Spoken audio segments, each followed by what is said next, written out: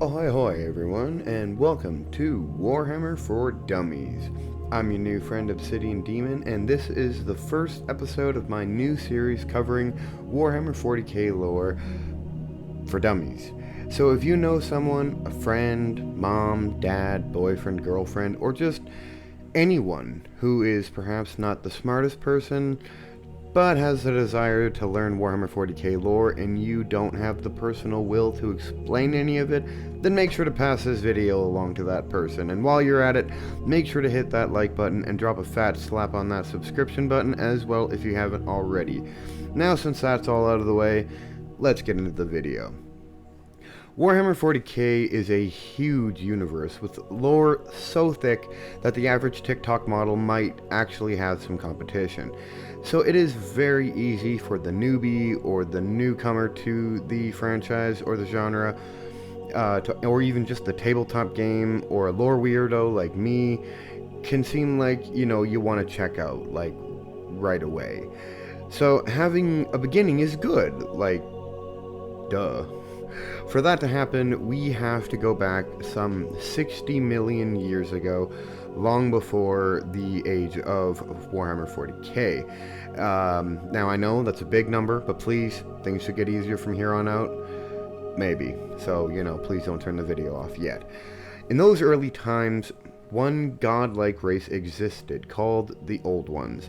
They are described as creatures of light and dark and with a desire for knowledge.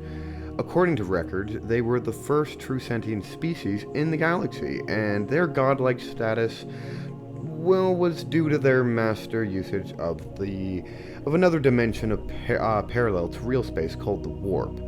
Now, by using the warp, they functionally became immortal for all intents and purposes. However, the warp was a reflection of the motions of life throughout the universe.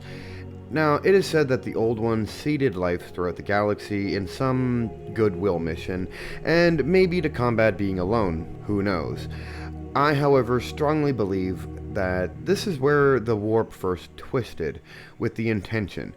See, the Old Ones seeding life was more or less like them putting gas stations all around the galaxy so they could have more feel for the warp, a technology and knowledge that, to all sources, they had exclusive use of, so it makes their intentions of seeding life a bit sus, to say the least.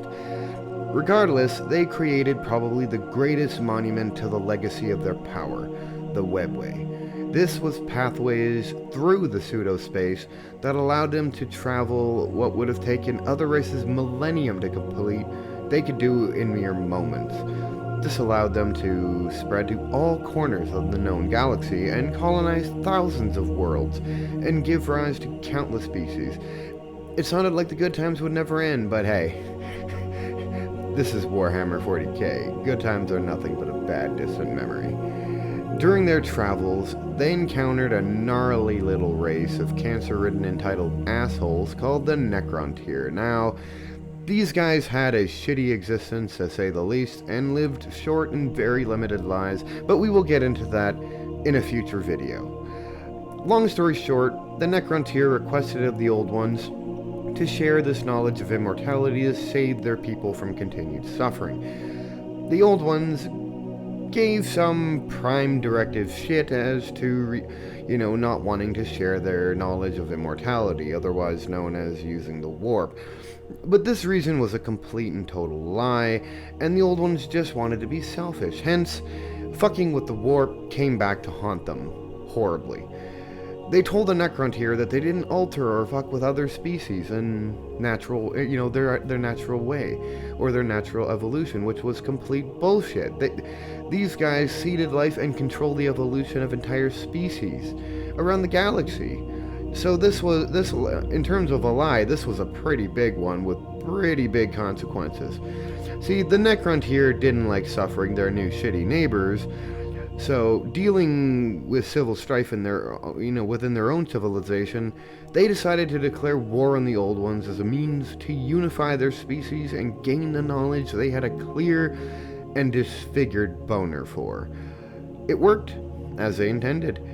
However, the total end result was wildly different from what they foresaw. They got their ass destroyed like you do when you have tacos.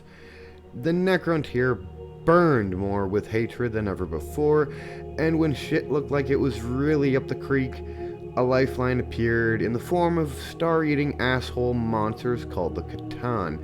Now, the relationship between these guys will be discussed in a future video, but they had the most toxic relationship that one could imagine, and yes, more toxic than a Twitter romance.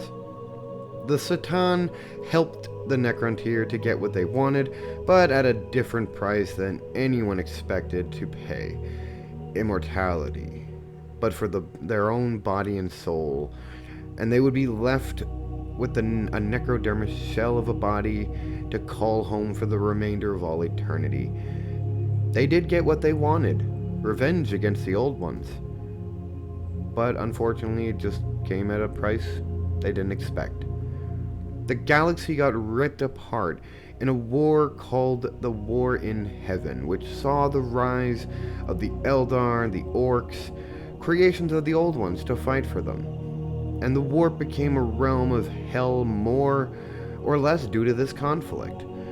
The amount of life that was lost during this time is truly hard to imagine, and yes, even if you're really high, it's still very hard to imagine. And this is where the end of the video is going to be today, everybody. We will be picking up in the next video of what kind of shithole the War in Heaven left the galaxy, the players in it, and also a deep dive into the Necrontyr and Catan toxic relationship. So if you liked the video, if you found anything informative, and if you as a stupid person found this pretty easy to follow, then you know what? Please make sure to drop a like on that video, and make sure to leave a comment below. We'll see you guys in the next video. Thanks.